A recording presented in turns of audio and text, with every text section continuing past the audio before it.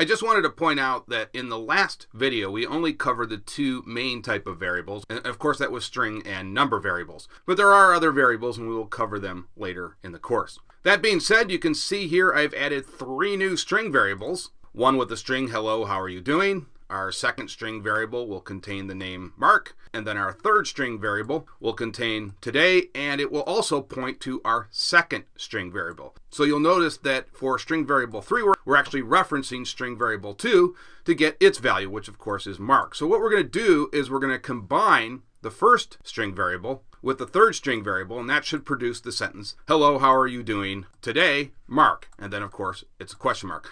Now you'll see the IntelliSense here from Notepad++. PHP recognizes that we are in fact referencing this variable. You can see that the color of this text is bold. So it knows that I have to use the value of string variable 2 for the output here. So again, the point of this lesson is to use concatenation. Now concatenation just simply means chaining something together or combining something together. So that's what we're going to do.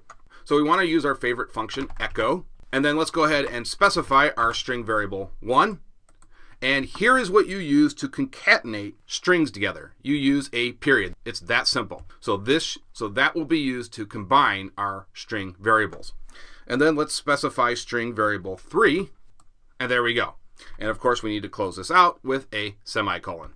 So let's go ahead and save this. And let's go ahead over here and select our lesson.php.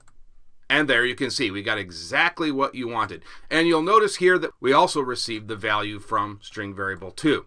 It was in fact rendered correctly. So we get the sentence, hello, how are you doing today, Mark? Now you can also use single quotes for your string variable instead of double quotes. So let's do that on this third string variable. Now I want you to notice something. You notice this isn't bold anymore? Did you notice the IntelliSense changed here? That's because there is a subtle difference between using double quotes and single quotes. And that is, when you use single quotes, PHP treats this as raw text, absolute text. So this no longer is treated as a variable. It's just plain old text now. So when we reload this over here, we should just get $string var2. Of course, that's not going to make a lot of sense, but that's what we said. We just want the raw text now. So let's go ahead and save this, and let's reload our lesson.php. And there you can see, this is exactly what I expected to get.